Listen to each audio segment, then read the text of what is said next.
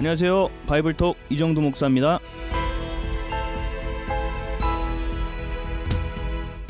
무너진 것이 있기에 기도하십니까?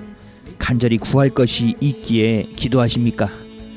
오늘은 기도하는 이유는 무엇입니까? 라는 제목으로 하나님의 말씀을 나눠보는 바이블톡입니다.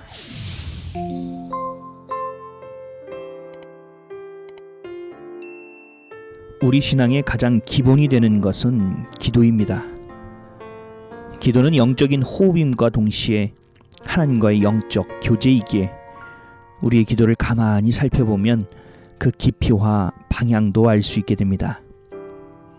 우리가 하나님의 백성이 되었다는 것, 하나님의 자녀가 되었다는 것은 어떤 물품을 하나 구입해서 집안을 꾸미고 분위기를 바꾸는 것과는 다릅니다. 부분의 의미가 아닌 전체의 의미입니다.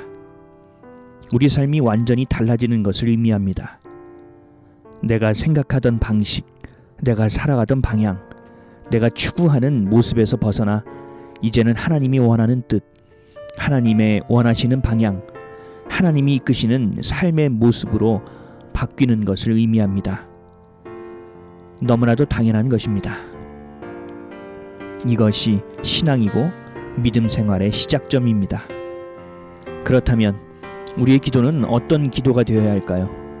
무언가를 이루어 달라는 기도, 출세를 위한 기도, 승진과 합격을 위한 기도, 무언가 나를 위해 요청하는 기도는 어려울 것입니다. 하나님과의 관계와는 상관없는 기도이며 기복적인 기도라고 볼 수밖에 없습니다.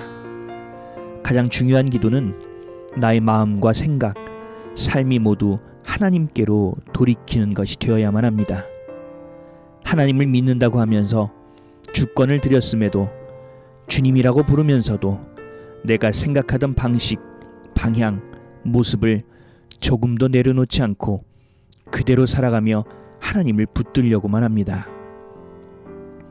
하나님의 말씀, 예수님의 삶, 성령님의 이끄심이 내 생각, 방향, 모습, 성향, 기질을 쪼개고 세워져야 함에도 너무나도 어려운 일이기에 돌파를 위해 새로워짐을 위해 하는 것이 가장 중요한 기도가 되어야 하는 것입니다.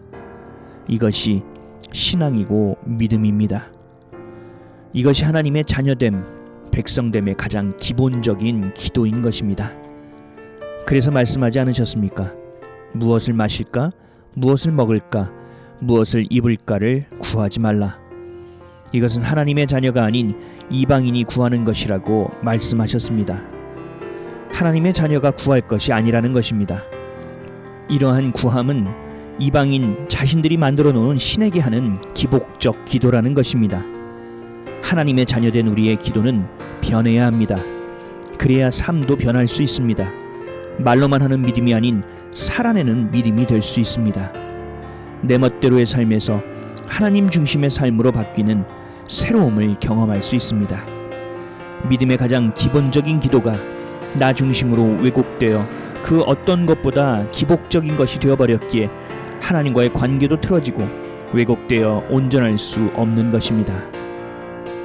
하나님을 향한 온전한 기도가 무너진 인생은 삶도 무너집니다. 교회도 민족도 마찬가지입니다. 우리의 기도는 세상 온갖 것으로 가득 채우고 싶은 마음에 그리스도의 마음이 채워지는 일입니다. 우리의 기도는 타협하고 합리화시키며 자신을 삶의 중심으로 만들고 있는 오만과 교만을 깨고 주인 되시는 하나님을 향해 마음을 드리는 일이 되어야 합니다. 우리의 기도는 자녀됨으로 하나님의 나라와 의를 구하지 못하고 이방인이 구하고 있는 세상의 정욕과 탐심으로 살아가는 내 시선을 하나님께 가져오는 것이 되어야 합니다. 기도를 돌아보고 하나님이 합당하게 여기시는 기도로 고백과 삶이 돌이켜짐으로 사명으로 다시 복음으로 살아내는 오늘 되시기를 예수 그리스도의 이름으로 기도드립니다. 오늘의 성경 말씀입니다.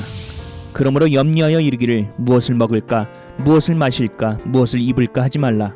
이는 다 이방인들이 구하는 것이라. 너희 하늘 아버지께서 이 모든 것이 너희에게 있어야 할 줄을 아시느니라. 그런즉 너희는 먼저 그의 나라와 그의 의를 구하라. 그리하면 이 모든 것을 너희에게 더하시리라. 마태복음 6장 31절에서 33절 말씀. 아멘.